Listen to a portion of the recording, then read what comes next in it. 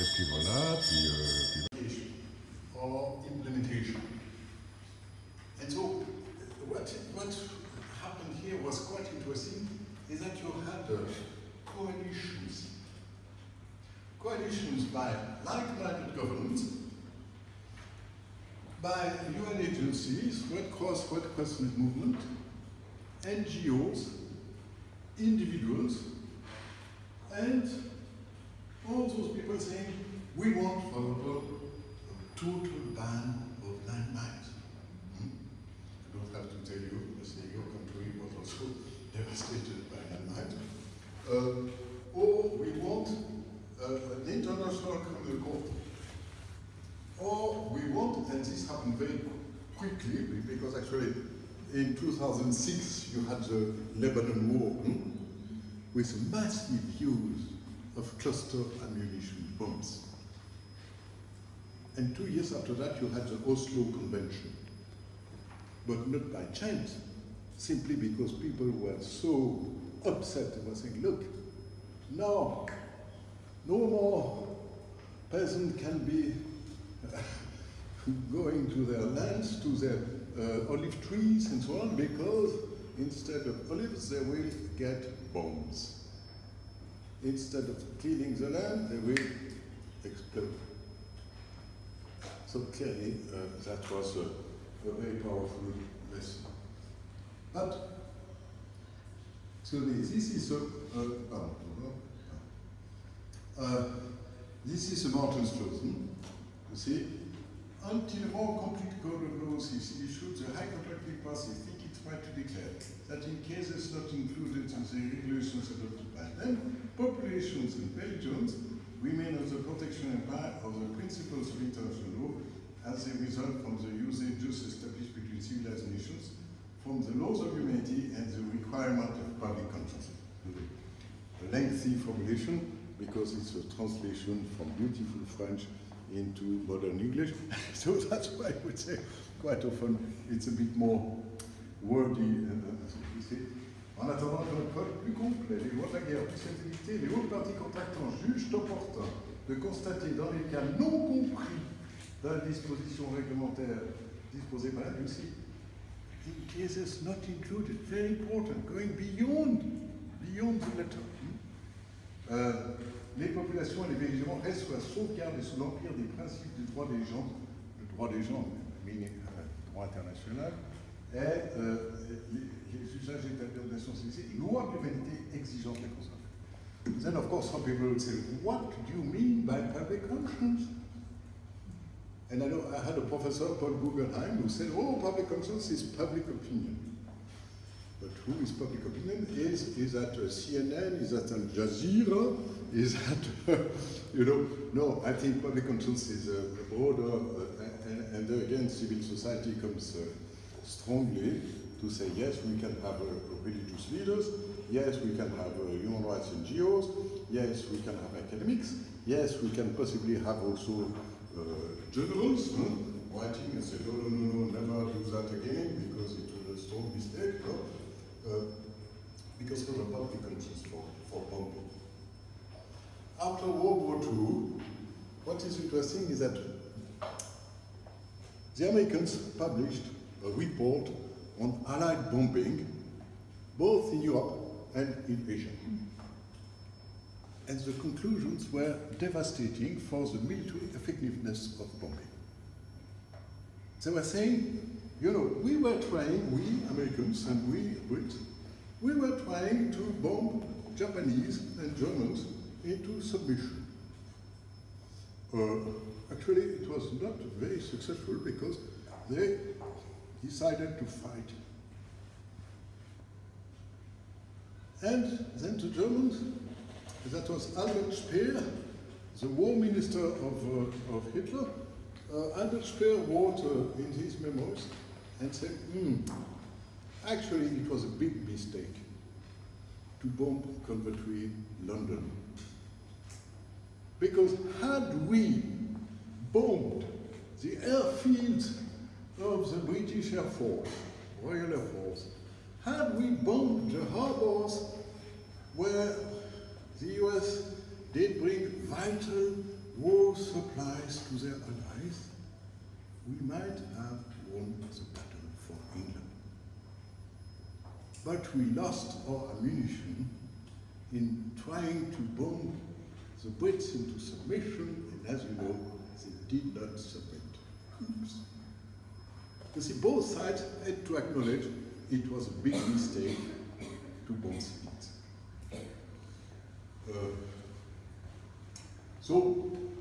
Yes, I think for me, but that's a personal, a dialogue between both groups on fundamental values, protecting human life and dignity in all situations might be useful.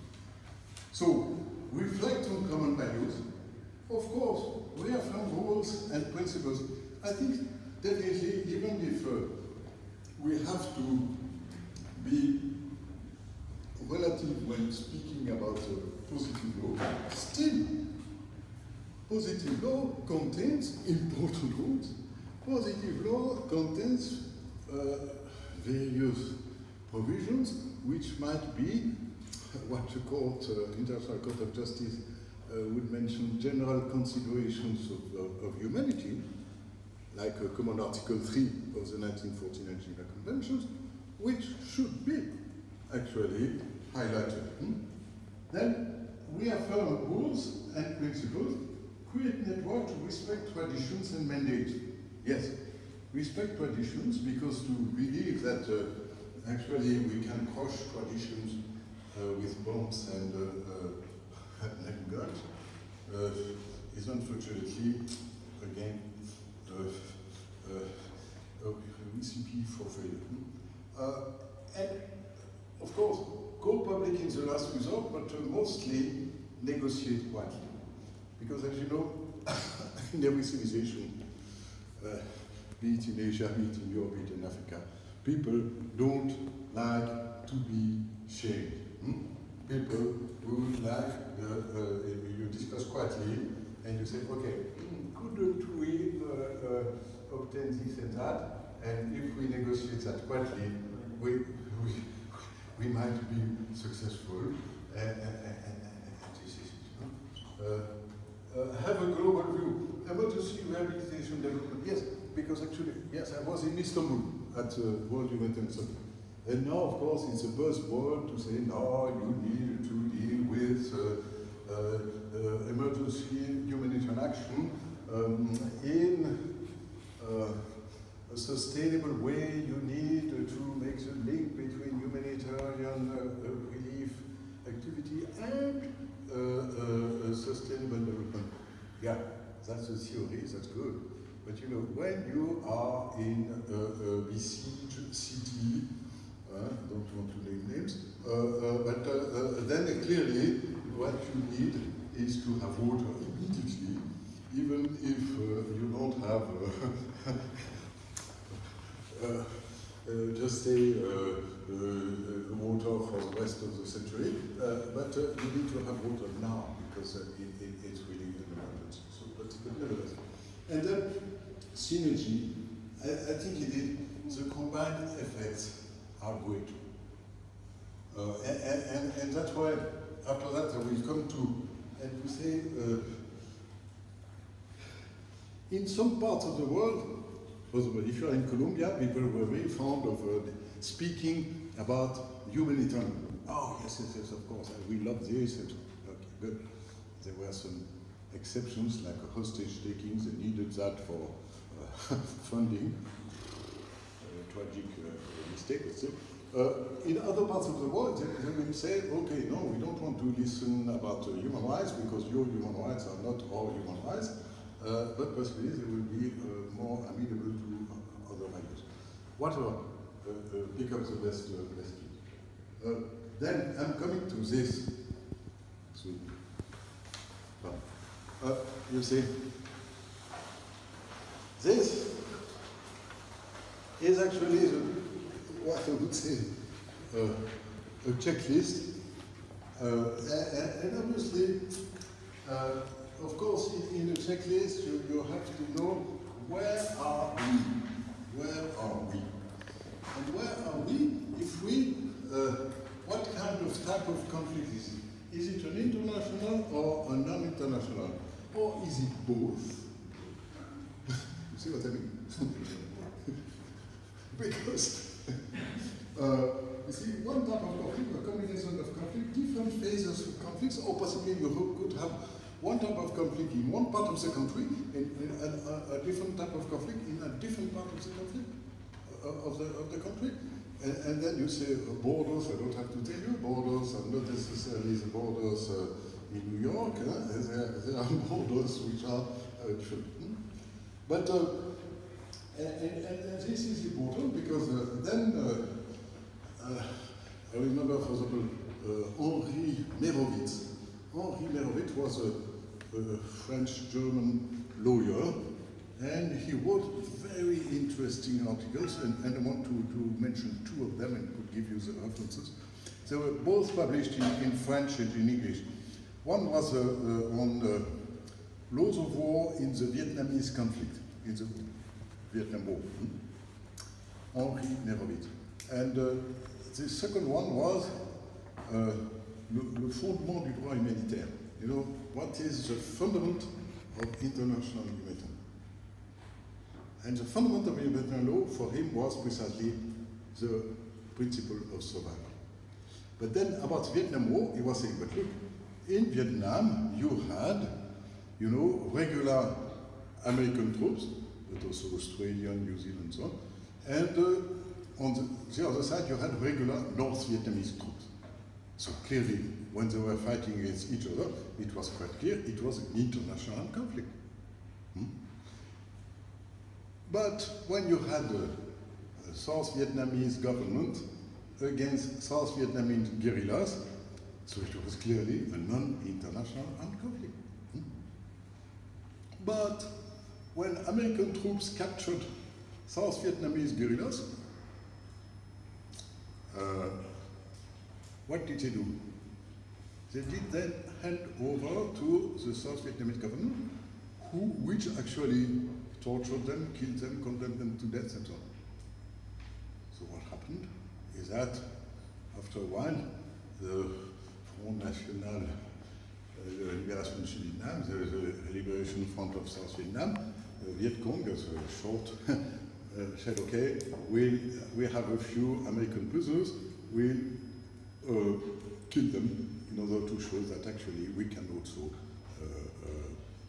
have some influence on the American government. And clearly, after that, the ICRC could negotiate access to those South Vietnamese guerrillas captured, and okay. But just to tell you, you had those various conflicts happening. Parties to the conflict. Who is the government? Okay, in Colombia it's quite clear, you had the government of Colombia, but other parties, you had more than one. You had guerrillas, you had right-wing militias, you had drug traffickers. Ooh, you see? So, clearly interesting, but not easy to deal with. Then, applicable legal provisions. Of course, which convention is applicable? Of course, in Afghanistan, like in Switzerland, you don't have to wonder about the Second Geneva Convention, no? Because you are a landlocked country, we are also a landlocked country, don't worry about the second, but still, the West could be interesting. Then, definitely Common Article 3. Excuse me, but Common Article 3 is a key provision, and if you did not read it yet, please do it urgently. Because this is a key provision which is not only a mini convention, but is also encompassing, embodying non-derogable human rights. And you say, there, you cannot say, oh, you know, on one side you have humanitarian law, on the other side you have human rights. Not true. There you have also protection of life. There you have also prohibition of torture. Then you have also judicial guarantees, and there you have also access of humanitarian organizations. Okay, it's not automatic, you have to ask for, but nevertheless, you can ask for without being accused of supporting terrorist groups. Because it could happen. You know, the US had one time such a... Then, additional protocols. Of course, there, unfortunately, the question is to say, has the government ratified Protocol 1 or Protocol 2? But it's not the end of the story, because even in case of non-ratification, you could say, does the government consider certain rules as customary? Which means, if it considers rules as customary, yes. 1967 yeah. The 1967 protocol. Yes. Yes. Oh, no, 77, it's the Geneva Convention. Yes, 67 is the refugee law. That's the 1951 convention. 51 convention and 67. Yes, exactly. Yeah. And 1949, 77. But precisely what happened is that you have a universal ratification of the 1949 Geneva Conventions, you see, and that's why the ICRC decided not to have a clean slate and to say, okay, now it's time to have new conventions, because we said, no, please keep this solid ground of universal ratification. And now we have the 1977 additional protocols, and they are not yet universally ratified. This was for refugees. Yeah. You see, kind of reaffirmation and also extension. Some governments were not happy about extension, for example, of the prisoner of war status, about the protection of the civilian population, and so on. And so that's why still struggling now with acceptance of those protocols. And then customary rules.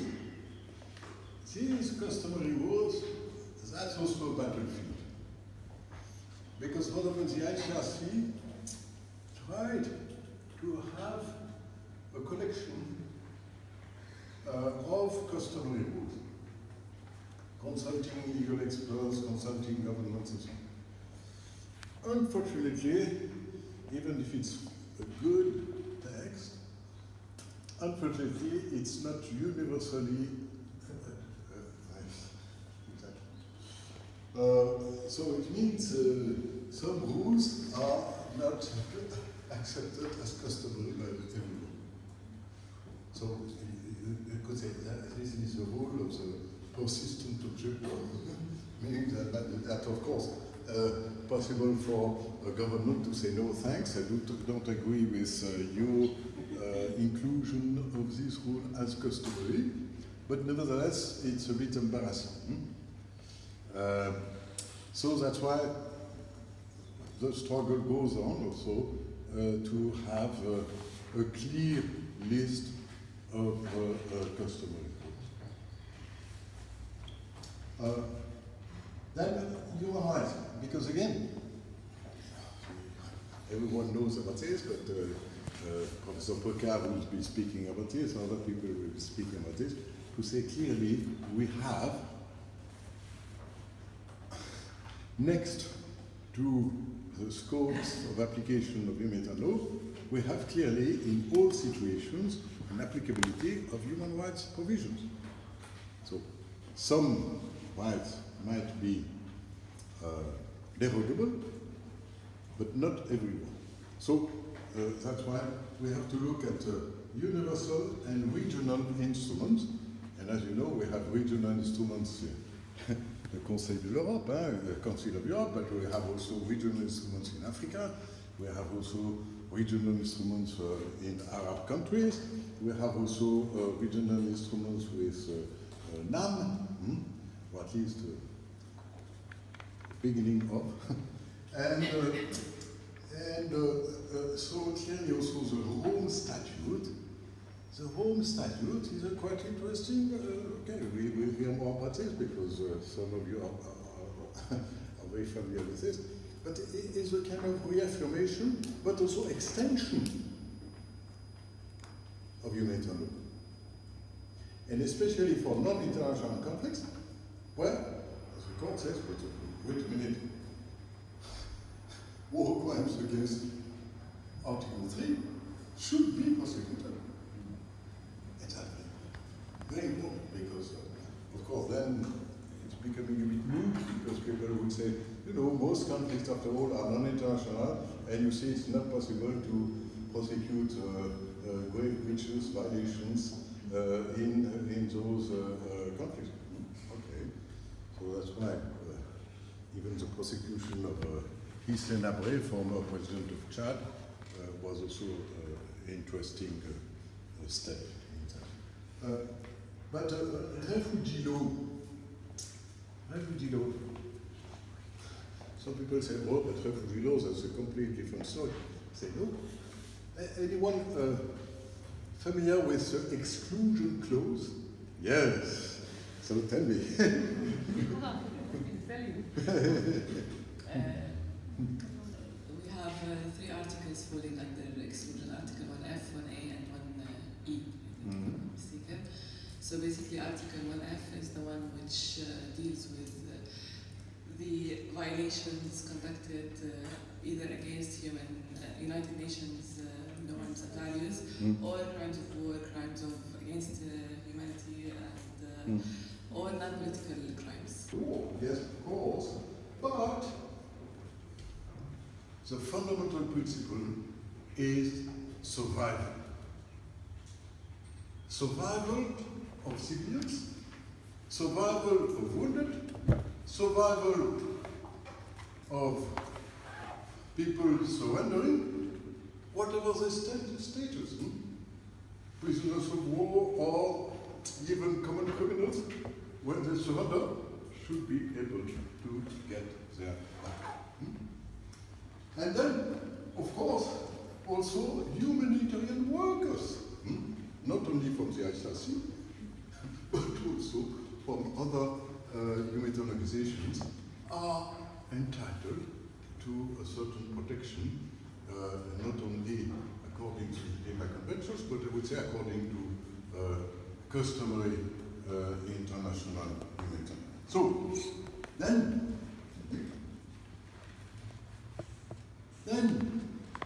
also we have to understand, and of course understand that for certain countries which have been at war for many years, it's difficult to grasp this. But nevertheless, humanitarian law normally is only for an exceptional situation, only for limited time.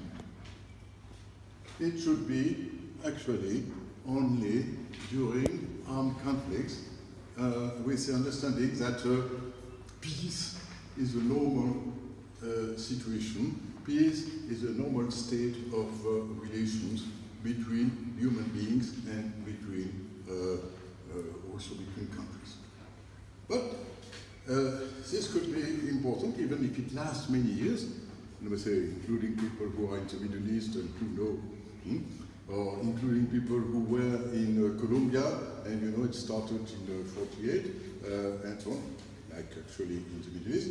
We understand that those are situations which unfortunately are lasting, and you might lose sight of this. Then,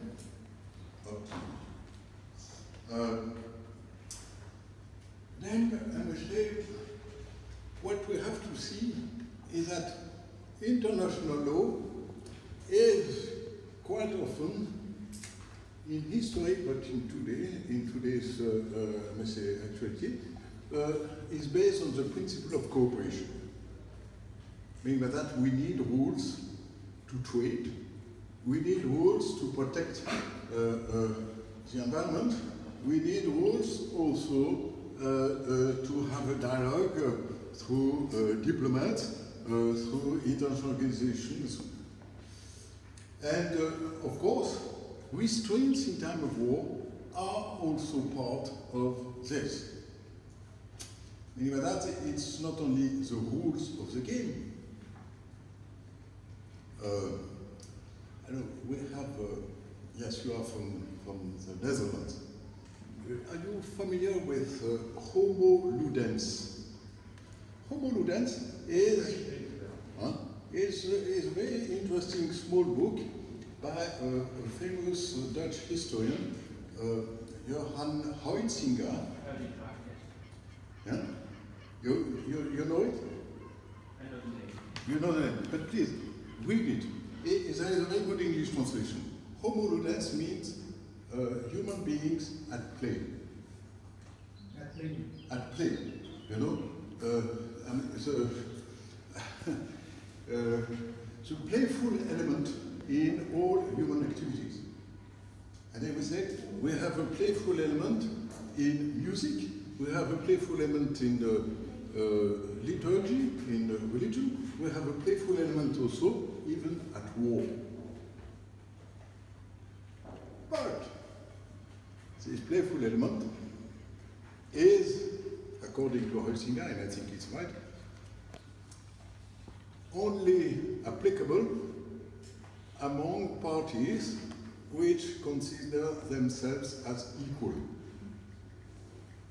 And then you will have, of course, the samurai in Japan, you will have the knights in Europe or in Africa, and so on. And then you will say, okay, but when the knights are fighting peasants, like when you had Austrian knights fighting Swiss peasants, then unfortunately the Swiss peasants had to throw rocks. And say, you had an unequal, and then also unequal fight, and at times also difficulty of abiding by rules. But nevertheless,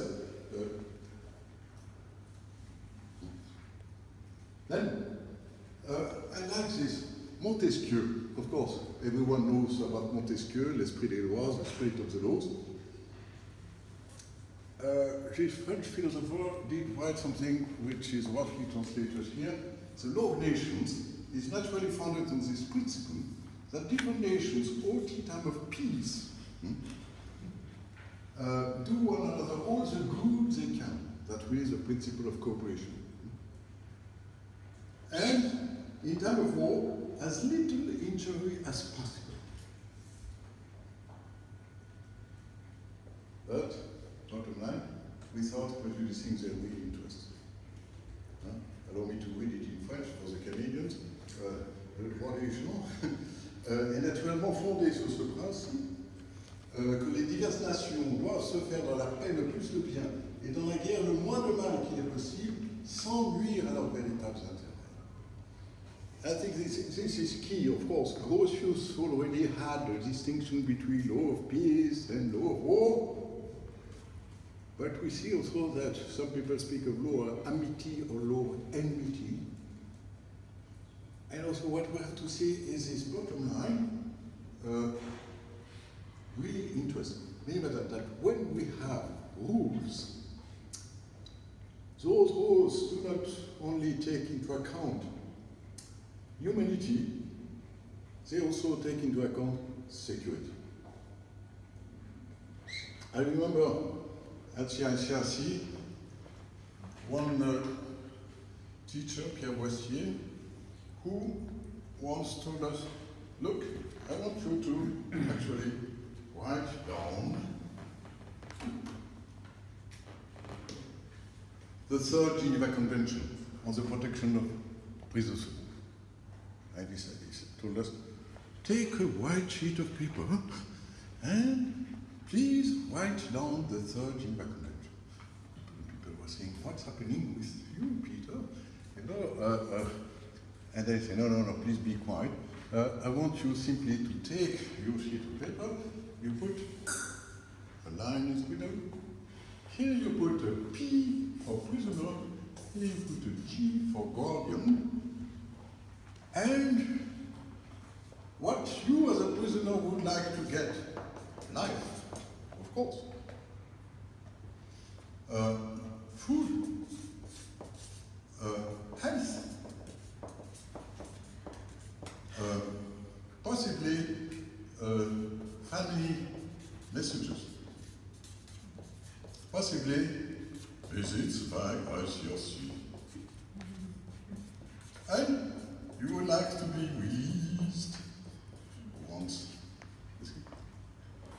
And then you realize that, of course, if you're a good guardian, it's also your interest to keep your prisoners alive. Of course, you will do whatever to bring them decent food, some medical care, family news. Okay, that's possibly more tricky. So when they send out family messages, or when they receive family messages, you will check them. ICRC, as much as you love ICRC, you will say, but please tell me a bit in advance when you will be coming. And release, of course. I don't want to spend my whole lifetime behind bars with you and so on. So clearly, what's happening is that you realize that there is a common interest. And this common interest is GC3. Is the third Geneva Convention of 1949.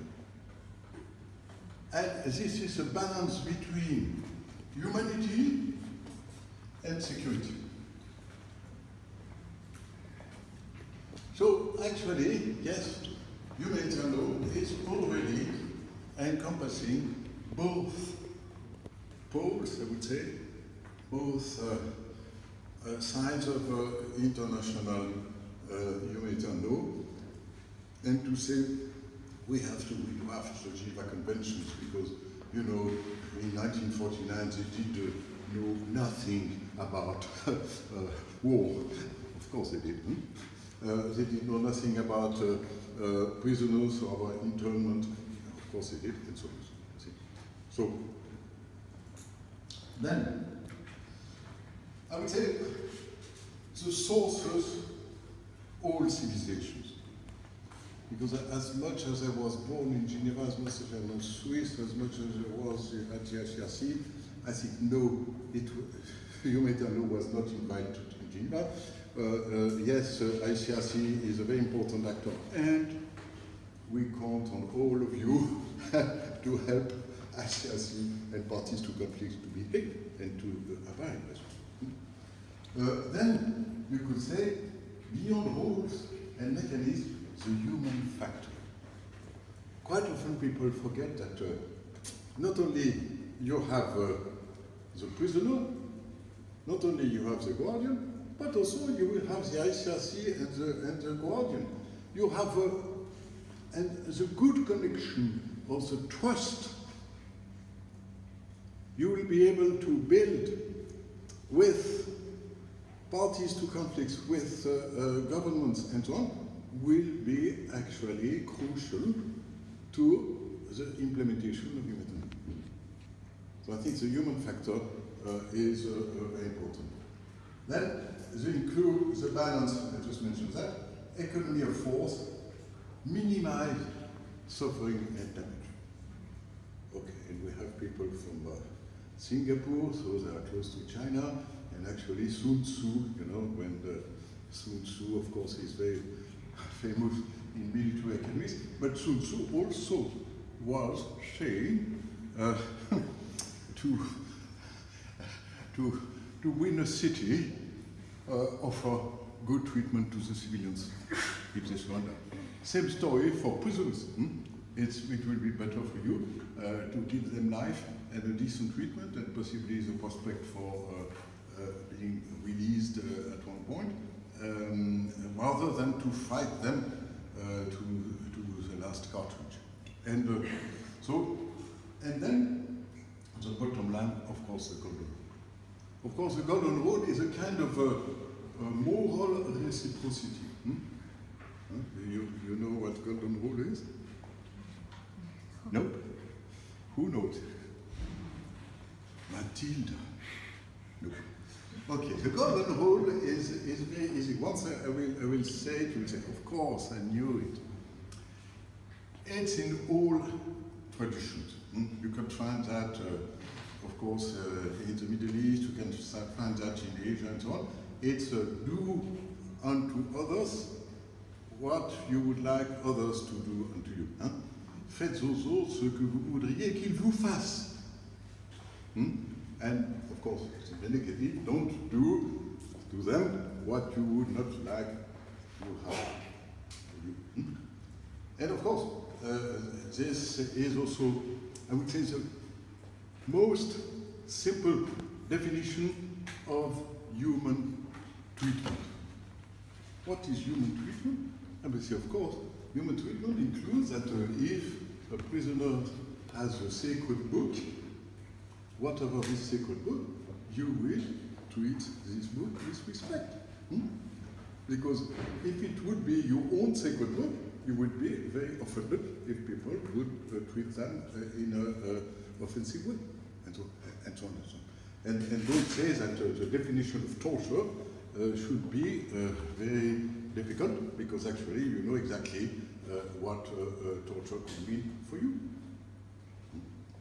Then, historic sources. Of course, we can say Buddhism, Hinduism, Taoism, Judaism, Christianism, Islam, but also philosophers like Rousseau, Dunant, Martens. Okay, everyone knows Rousseau. Dunant is world famous. Martens? No? Eh, la. Martens.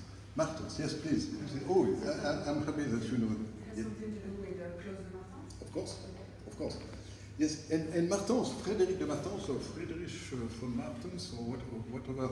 Anyway, he was possibly from Belgium originally, or from the Netherlands, and he was in the Baltic states when they were part of the Russian Empire, and so he was the legal advisor to the Tsar of Russia in both peace conferences in 1899 and 1907.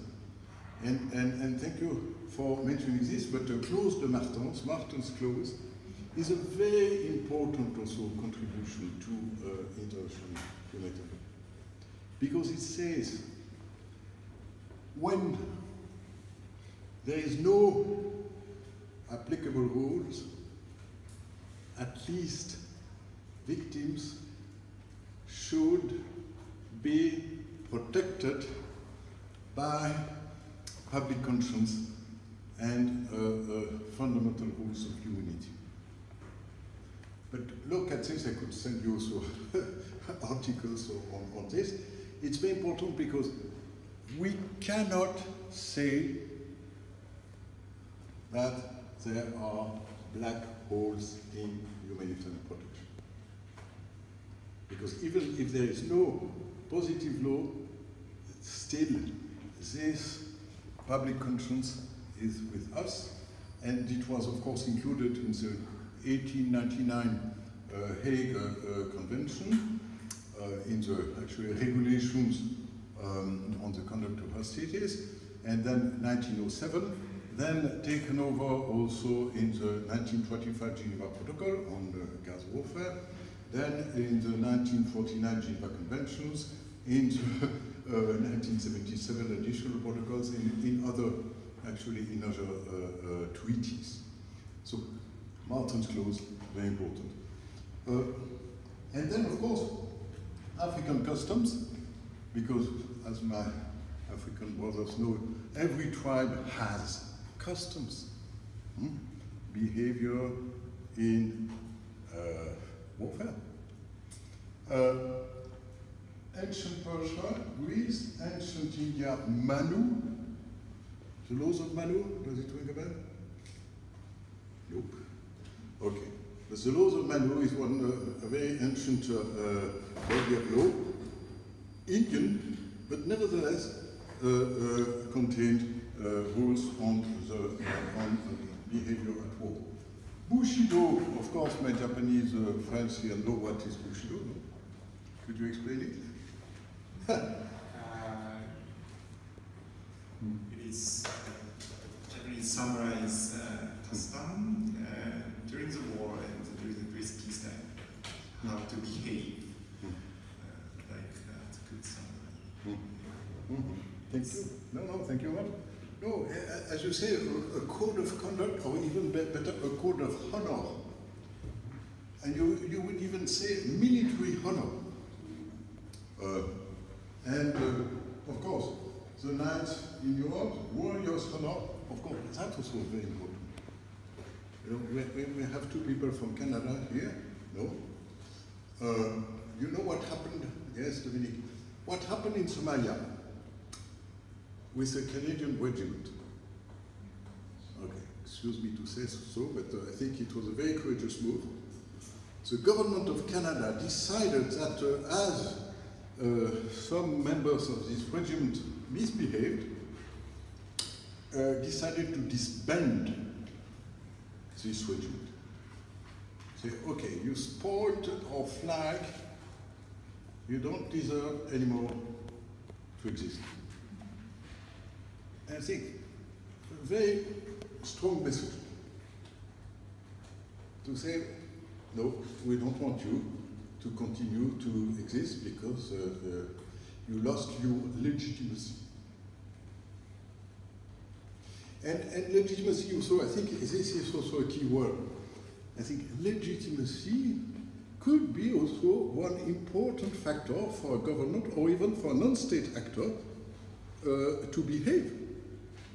To say, if you can actually keep your troops under control, if you can refrain from using all weapons you have, if you can actually try to think about peace even in the midst of war, this is showing your legitimacy to win the war or to exert political power. So, then, excuse me, but you see Africa. Yes, I think quite often you had islands of humanity. Meaning by that you had customs in African tribes which were valid only within the tribe. Meaning by that if you decided to wage war within the tribe, you would abide strictly by the rules. But if it would be a war against another tribe, it might be a different story. See? But nevertheless, exists. Then Aborigines, Papoose. And Papoose, you would say, yes, some Papou tribes have very strict rules, and they would say, yes, as soon as, for example, we capture someone, as soon as, but more so, they will have rules to forbid acts which will be endangering the survival of the tribe. Meaning by that, don't poison water, because we all drink from this water. Don't burn down crops. Of course, don't kill women. Don't destroy sacred places, because we all worship there. And so on. And clearly, these, I would say, fundamental basic rules are still interesting, because they were not invented by a wise person, I don't know, next to a big library or next to, or during a conference, but they were invited, or they were actually formed during generations of tradition. Then you would say China. Definitely I mentioned Sun Tzu. Sun Tzu, that's a very pragmatic side of the Chinese. You know? be humane to your enemies, it might help you. It might be useful for your military interest. Okay, why not? Huh? It's not a bad reason. But also you have, of course, Confucius, or you would have Mencius. Excuse me, I don't know how to pronounce the Chinese names, but still, you understand that there are also people who were actually very much philosophically inspired. Then India, I mentioned, of course, Manu, but of course some of you are familiar with the Bhagavad Gita. No, yeah, of course. And or the Mahabharata, which is the whole story. But actually, I will mention after that a few quotes from the Gita to tell you that actually not only we had very interesting rules there, but those rules are still with us today. Okay, at Nice University, I will not say so, or I would say that very quietly, because in a school of law, people would say, okay, don't confuse things. This is possibly anthropology, theology, or history, but here we are dealing with positive law. But I say, no, wait a minute.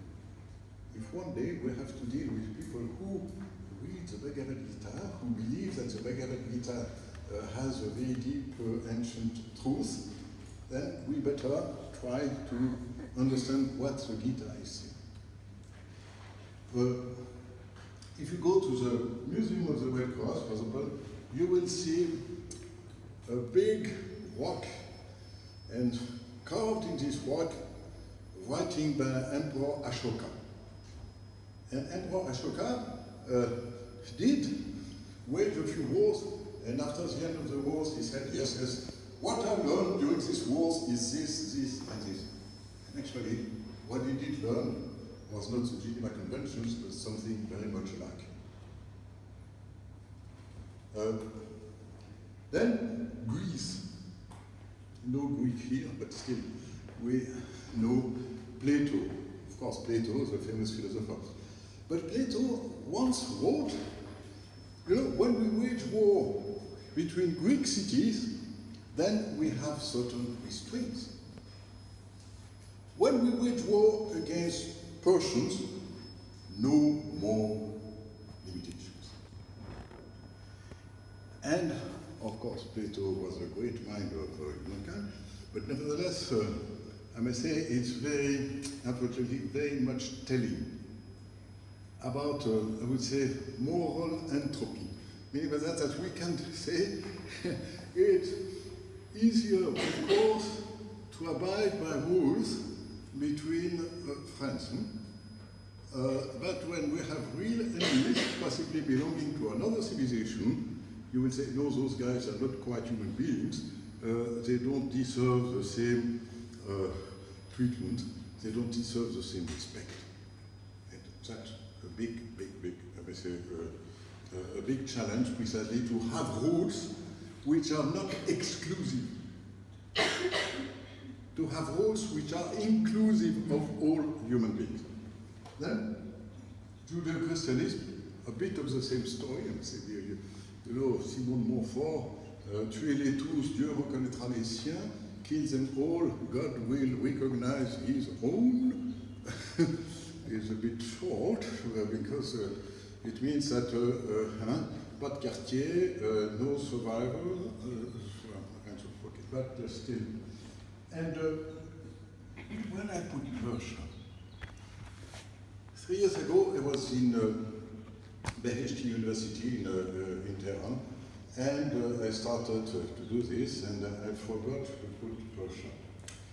And I was thinking, okay, it's enough, I will put Islam, and that's all, you know, after all, it's the Islamic Republic of Iran.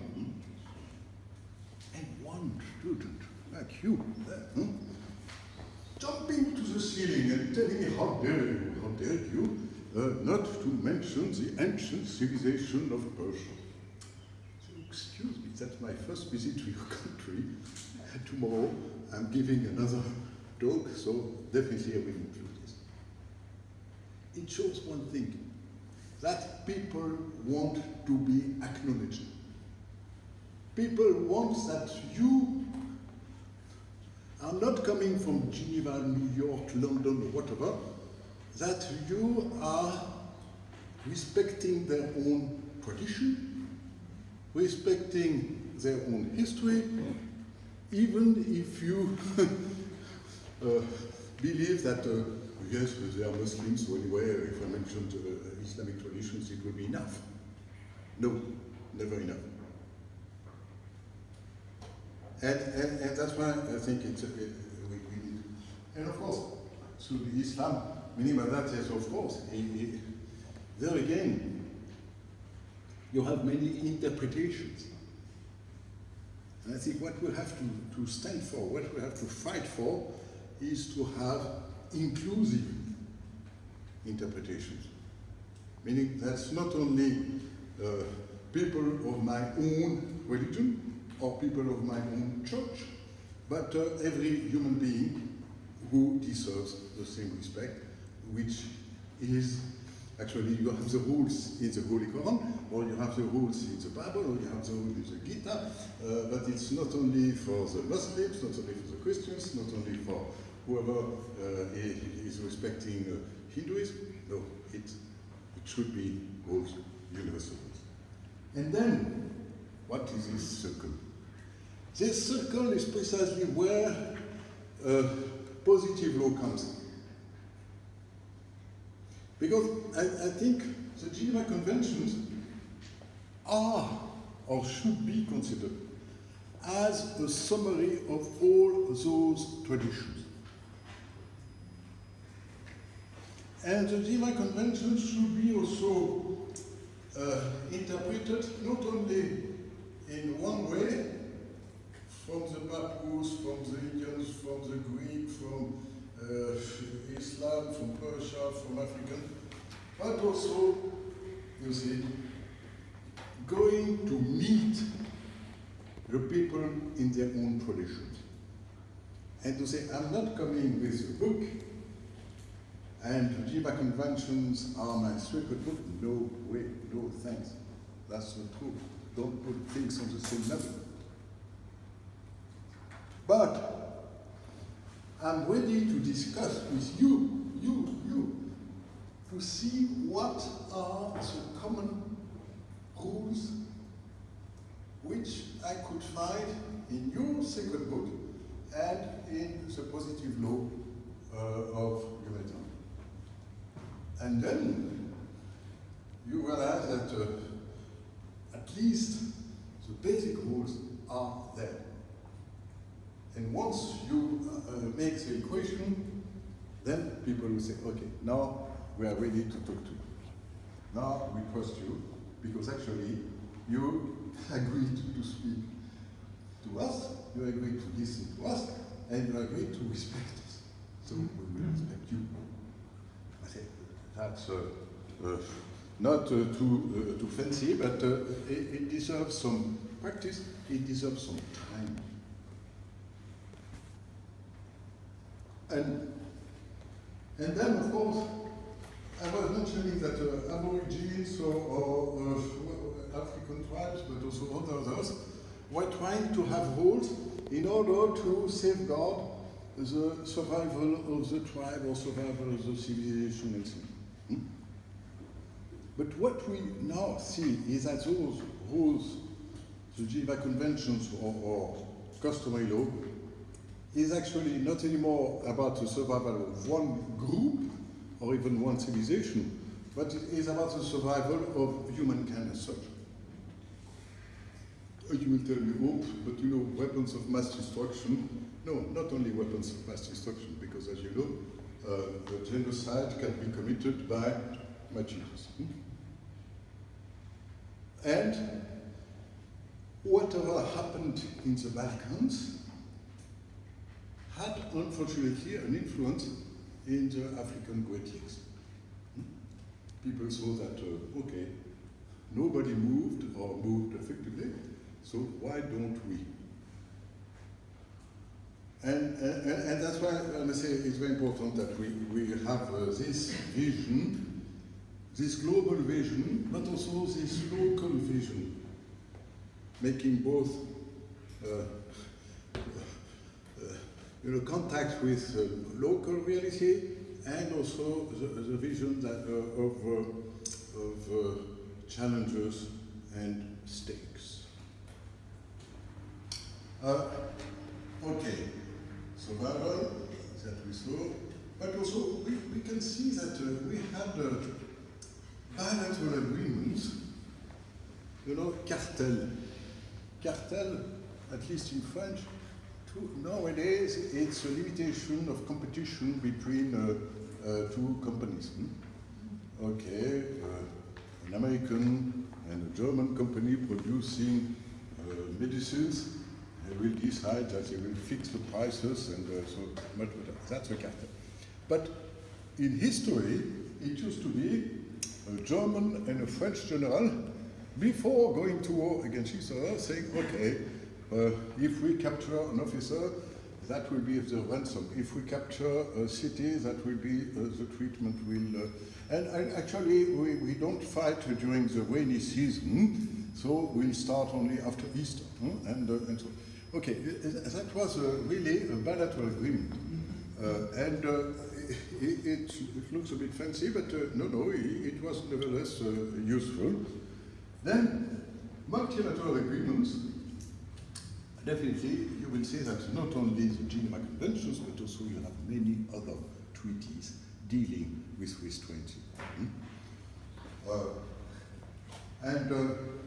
So I want to also quote from the ICJ Advisory Opinion on Nuclear Weapons and the dissenting opinion by Judge Weeramontree.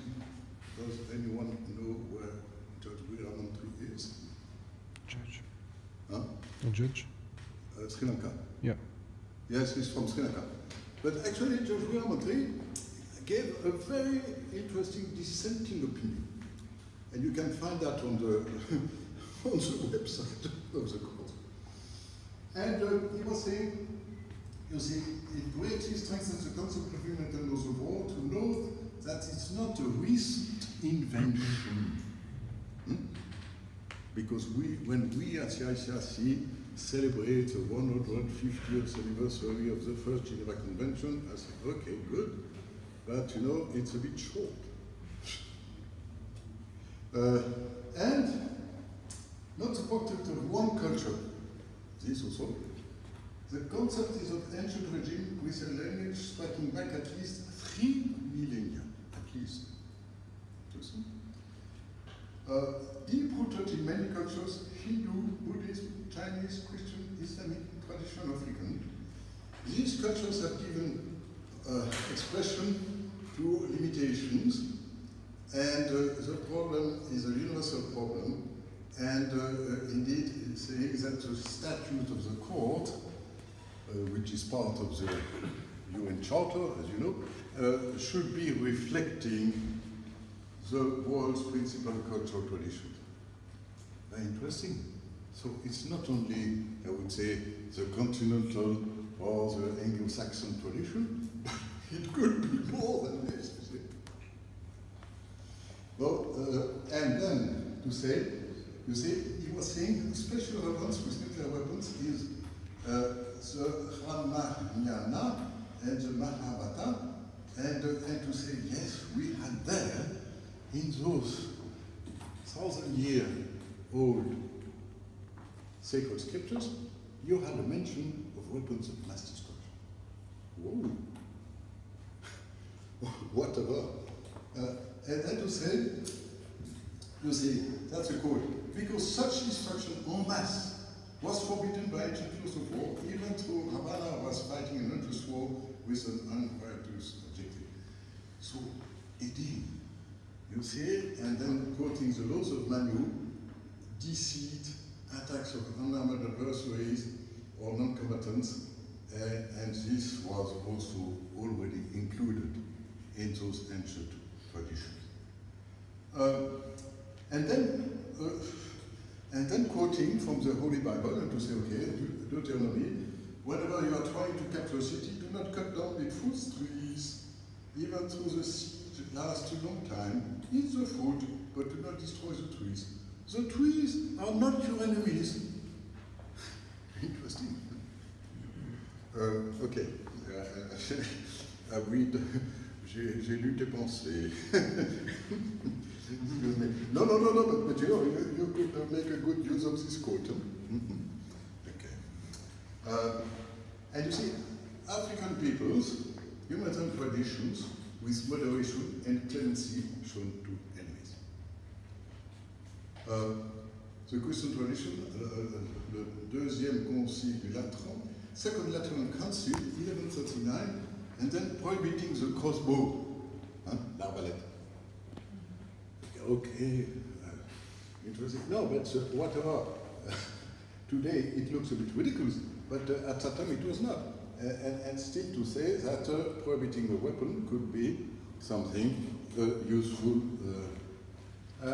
And then what I would like to say, when we look at today's, at modern international humanitarian law, we see that it was, again, not only the ICRC or French, German, Russian, Swiss, lawyers, but it was mostly done as a collective process of learning through tragedy, learning the lessons of wars. As never again, we should forbid this and that, and we should learn the lessons. So you see, the first, of course, was Solferino, 1859. And when Austrian and French armies did wage battle, and then you had Oregunon and so on. And then 1864, you see, it was much faster in those days. In 5 years, you had a convention. Then the Battle of Tsushima, of course my Japanese friends know exactly where Tsushima is, what was at stake? Could you tell me? Well, the battle war between Russian and Japanese. Yes. Tsushima is the west side of the Japan. Yeah. And the Russian fleet came here to go through Russian city. Yeah. Japanese Navy fleets intercepted. Yeah. No, indeed. 1905, I must say, thank you very much, it was a battle where the Japanese were clearly the victors, and the Russians, to the great surprise of the whole Western world, were defeated. And then people not only realized that, yes, you had a strong Japan, but you had also the need to protect victims not only in land warfare, wounded on land, but you had also the need to protect wounded at sea, shipwreck. And then, of course, World War I, you had then hundreds of thousands, millions of prisoners of war. And then people say, oh, it's not enough to have the Hague Regulation, 1907 Hague Regulation. We need to have a full convention, and that was the 1929 convention. And of course, World War II, that was then the realization that civilians needed to be protected in occupied territories, also when detained, when interned. But nothing was done to prohibit bombing of cities. Guess why? Yes? Yes, both sides didn't do it, yes? Exactly. Yeah. No, exactly. That was a big problem because, of course, you can say the Germans started bombing British cities, and Bomber Harris did raise Dresden. So, oops, it was not even mentioned at Nuremberg. So, clearly, air warfare had to wait, until the end of the Vietnam War.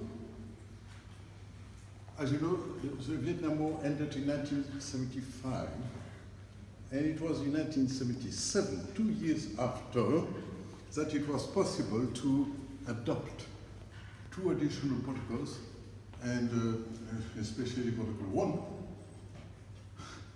actually taking over customary rules, most customary rules, but prohibiting attacks against civilians, prohibiting air warfare against civilians.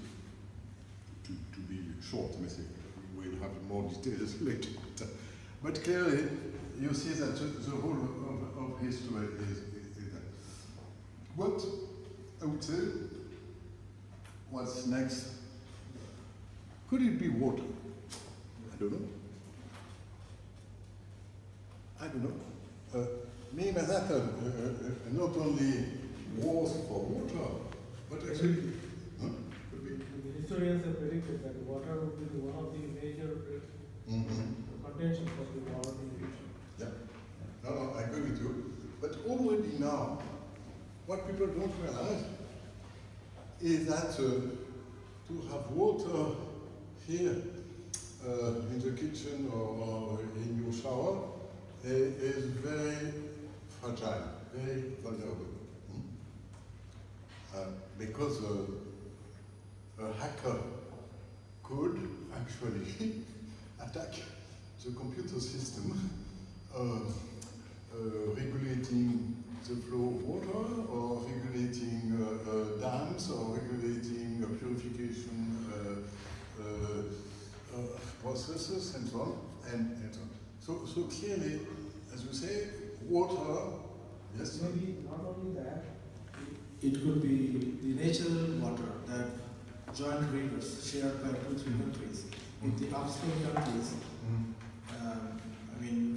illegally block the flow of water to the downstream countries, and in case of over-raining of the upstream countries, they open the gates and the downstream country overflood. Like for example in Bangladesh, the Indian part keeps the water, use them, but once the river water overflows, they open the gates. So the flood usually is a normal phenomenon. So this is a serious contention. The historians have predicted that in future, if there is a war, that would be due to the water. Yeah. Thank you.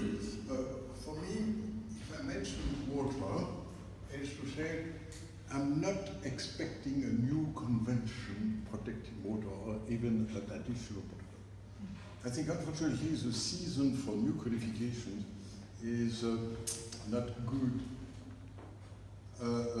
What would be better would be to have an interpretation of existing rules. Because we have, for example, in additional protocols, and if they could be interpreted as extensively, for example, if you speak about objects indispensable to the survival of the civilian population, of course, water comes into this category. So how can we protect water? Of course, we decided after the Vietnam War that there is a specific prohibition of attacks against dams and dikes, in case those attacks would produce civilian losses.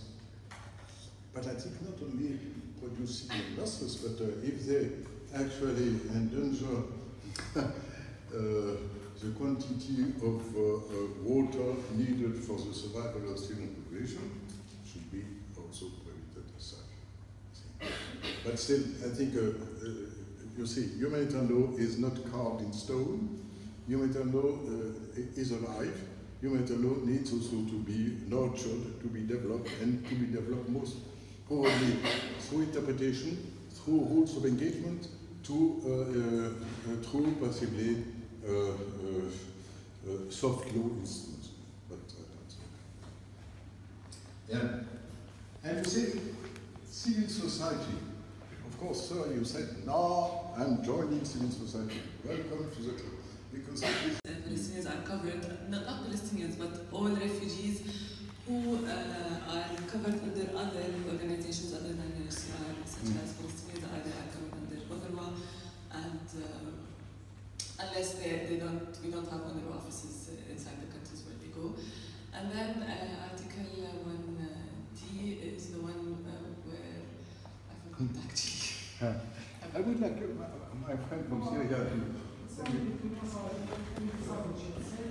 But though, I mean, that's related to humanitarian law, we have war crime. So if you committed a war crime, you're excluded from being recognized as a refugee. Exactly. This is mainly related to humanitarian law. We have also a serious non-political crime, which is also like serious and has nothing to do with politics. And we have also crime against humanity. These three crimes, if you committed them, you're excluded. Thank you very much. No, that's not clear. Because, and could you mention one person who was excluded from refugee status in recent history? Charles Taylor. Yeah. Charles Taylor. Who was Charles Taylor? Yeah, Liberia.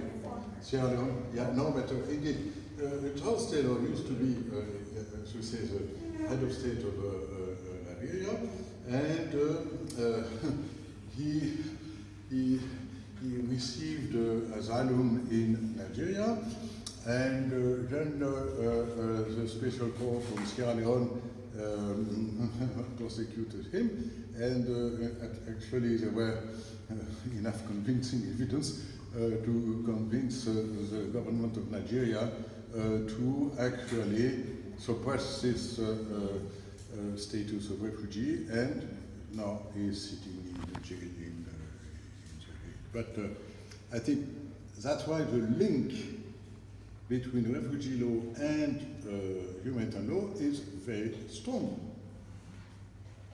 You could even say that in humanitarian law you have certain provisions dealing with refugees. Yes, sir, please. No, you have to apply everything. It's like where that's not international conflict, or when it happened, applicable law, regional law, which have to as applicable, whatever we have mentioned in the checklist. Yeah.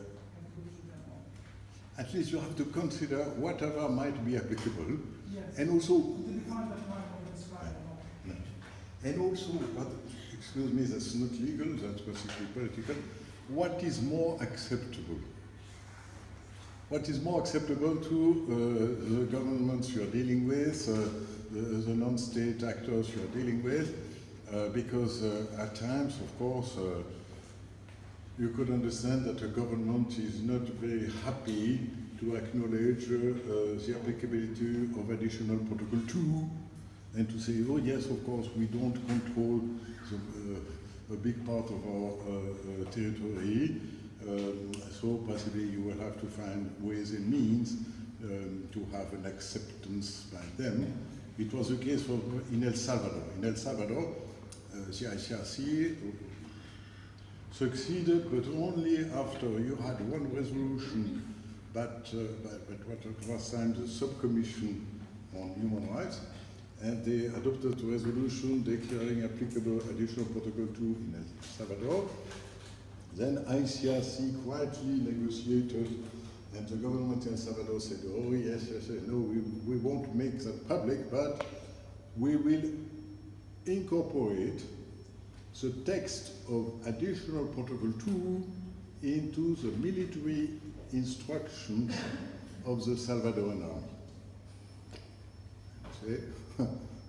Perfect for us, you know, we are not worshippers of legality, we are fighters for humanity, and if this is better, of course, if that could be implemented, it's a very good move. Thank you very much. And eventually, the year after, they publicly acknowledge, yes, we do recognize the applicability of additional Protocol 2.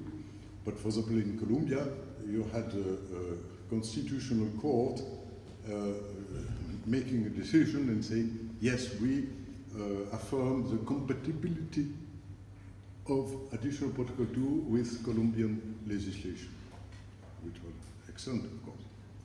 But, you know, for example, in Russia, you had the Supreme Court discussing the applicability of additional Protocol 2 in Chechnya. And first they say yes, and eventually they say no more. Okay. So that's why I say this again is a struggle. There is a struggle for codification, there is a struggle for ratification, but there is also a struggle for implementation.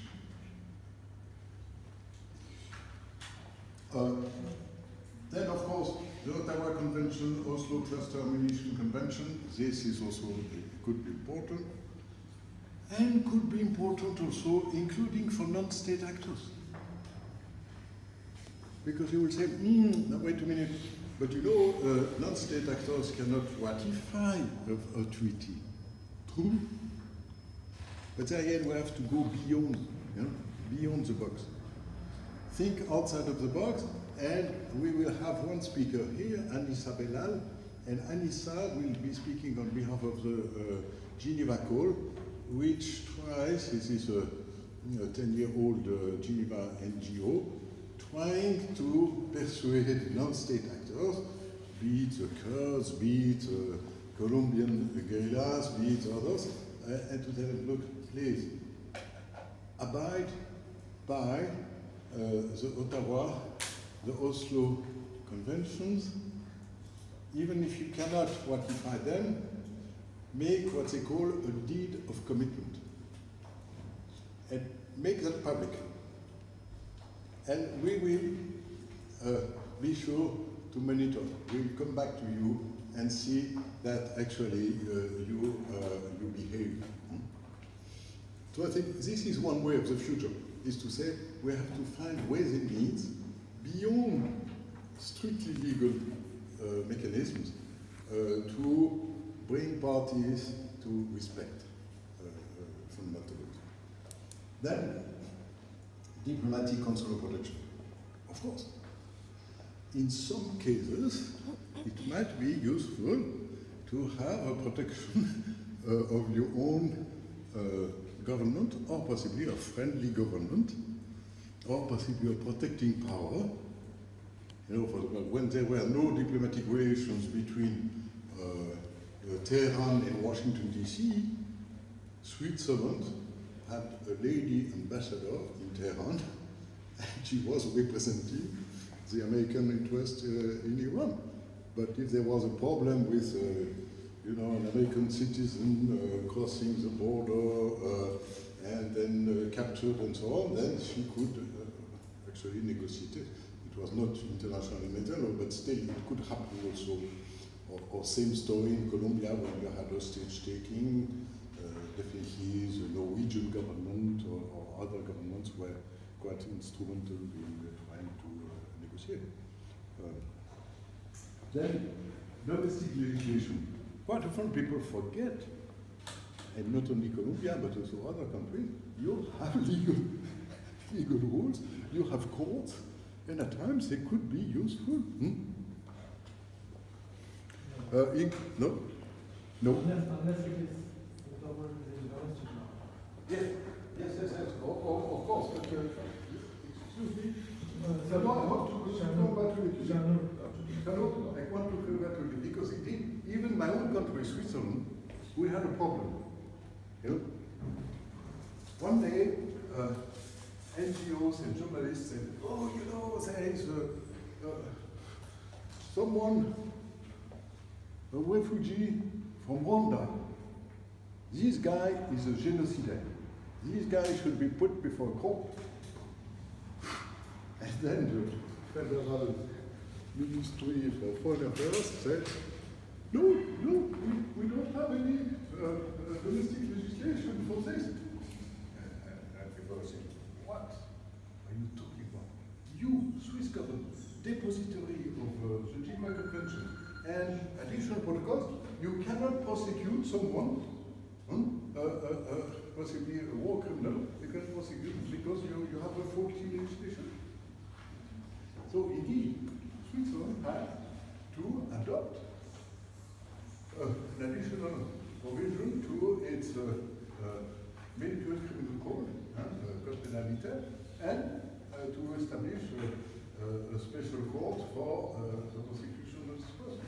It was not easy, but as you say, indeed, it's a very important part of implementation, and it means that you have indeed to be certain that every country has a domestic legislation for the proper implementation. Then, local customs. Excuse me, but I remember a friend of mine who was ICRC delegate in Afghanistan. Yes. And he told me, oh, you know, we had a beautiful Toyota, of course, Toyota is beautiful car, but, and with a big red cross and Comité International Genève and big flags and so on. But actually, the most important part was this man in white, and with a big gun, and actually sitting next to you in the car, because that was the sign, the visible sign, that I was not only coming from the other side of the world, but that I was enjoying the trust of the local population. And I think this is what quite often people forget, that the most important part is indeed to have the trust of the local people. And then your own security, and then the security of the people you try to help will be in much safer hands. Then other standards, codes of conduct, yes. You know, in all armies, you might have different, I would say, spirits. I would say, excuse me to speak to a Frenchman, but it's quite clear that during the war in Algeria, the paratroopers and the Navy had different spirits. The paratroopers, they wanted to win the battle for Algiers. Possibly they did win. Some people say they did win the battle for Algiers, but they lost the war for Algeria. But the Navy, they had certain principles that they say, torture, no, we don't do that. So even in the same army, you can have people with different values. So I'm not saying that all paratroopers were tortionnaires, nor that all people in the Navy were white angels, but still you had different. I'm pretty sure that in different armies it could happen. And so that's why we have to deal with those local values. We have to deal with also those codes of conduct, ethics, spiritual values. And actually, yes, there is one American citizen, but nevertheless I will say it. You know, President George W. Bush, at one time, decided that actually he wanted to change the definition of torture. And he had a good legal advisor, quotation marks, and this guy did the job and said, okay, as long as you don't kill the prisoner, it's not torture. Okay. So, and actually, what happened after that is that you had not only the US Conference of Catholic Bishops, but you had also Jewish, Muslim, Hindu spiritual leaders coming together and producing a handbook entitled "Torture is a Moral Issue." Anyway, you do whatever you wish with domestic or international legal instruments, but we think that higher up we have some values. And those values are not only values of Catholics or Hindus or Muslims or Jews, they are shared by all. Yeah. And I think it's very important, and I would love that actually this would be repeated, you know, because it would be badly needed in, not only for torture but also for other acts which clearly should be banned. Then mechanism declaring applicable law. Yes, because quite often people say, who is deciding that the Geneva Convention, so addition protocol, is applicable? It's a good question, meaning by that there is no simple answer. Yes? Before you mentioned in the presentation, the deep roots between the religious. Yes. Here you mentioned every religious. What's the deep roots between the religious? Hindu, Muslim, Buddhist, Yeah, precisely. I think that's something I hope will come more clearly in the months or years to come.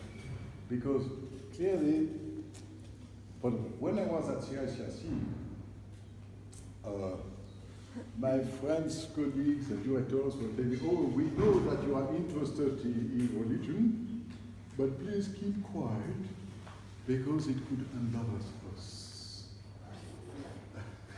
And, okay, it's not anymore the case now. I think now ICRC has a different approach. And indeed, you have very good people at CICRC who are precisely in charge of engaging in a dialogue, not only with Muslims, but also with other religions. You see? But still, it's only the beginning. But I think we need to go further. Because, as I told you, I don't believe so much in new codification. But I believe that the emphasis now should be put on implementation. And implementation is not so much enforcement from New York or wherever, but implementation is actually to convince people from the ground, and you do bottom up, so to speak, but bottom up with a little help from spiritual leaders, from writers, and so on and so on. People who will tell them, please, don't let that go on. It's not possible, and we need to actually to find those common values. But to find those common values, I could tell you more about some further, again, in Istanbul. I tried also about this a few other people, and I tried to say we need to combine both the Geneva Conventions and traditional spiritual humanitarian values. Because actually we could find the same story here, you know, having on one side the Geneva Conventions and on the other side those religious values. But this line is not yet written. According to the convention in the protocol, we should not say deep roots with the religious. We should not go to the religious side. No, because indeed they were watched by, I would say, lawyers who kept their own religion into their pocket. I'm not condemning them because that's the way it is, but I think in the future we should be taking more into account those traditional values, as long as they are not completely contradictory with fundamental rules of human law and rights.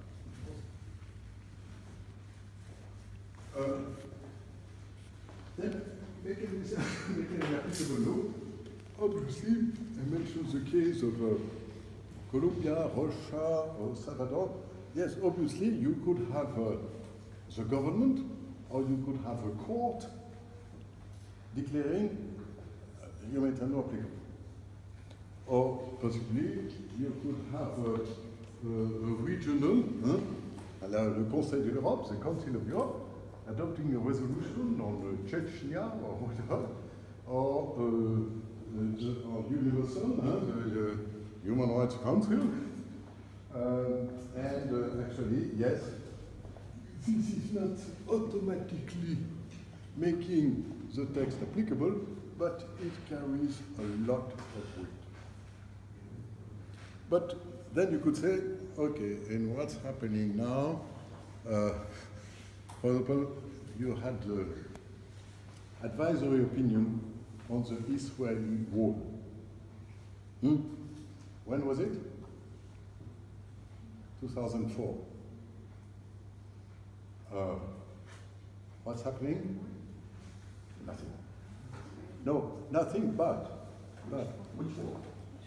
On the Israeli wall. Okay. You know, the Israeli wall on Palestinian territory. And so the court made it quite clear that actually it was a violation of humanitarian law. But it was an advisory opinion. And then the court ends up with saying, now up to the Security Council. And I think it's right to consider that, yes, the court is giving a very clear legal opinion, and actually not only a very clear opinion on the responsibilities of Israel or Palestine, but very clear opinion on the responsibilities of all parties to the Geneva Conventions. And to say not only Israel should behave, but all parties to the Geneva Conventions, according to Common Article 1, should pressure Israel to respect our opinion. This is very strong. So you cannot say, no, it's only the Security Council. Of course, the Security Council has, as you know, a very strong power if it so wishes. But all governments, parties to the Geneva Conventions, as you know, according to Article 1, have the responsibility to respect and to ensure respect for these conventions in all circumstances. Meaning that yes, Italy, France, Belgium, Switzerland should be doing something. Then, mechanisms implementing human law involved in the conflict. So I would say it used to be only ICRC. ICRC present there and negotiating quietly with the government. But now you have more and more, for example, the High Commissioner for Human Rights, having local officers, local representatives, for example, in Colombia. And not only in Bogota, the capital city, but also in other parts of the country. And I think this is important. But it could be also, and we will have one of them, for example, Chaloka Beyani. Professor Chaloka Beyani is from Zambia, and Chaloka Beyani is special representative for the rights of internally displaced persons. Oh, special rapporteur, yes. Oops, wait a minute, but I know you're right. But yes, because at one point he was complaining that he was demoted from special representative to special rapporteur. And for me, I'd like to very much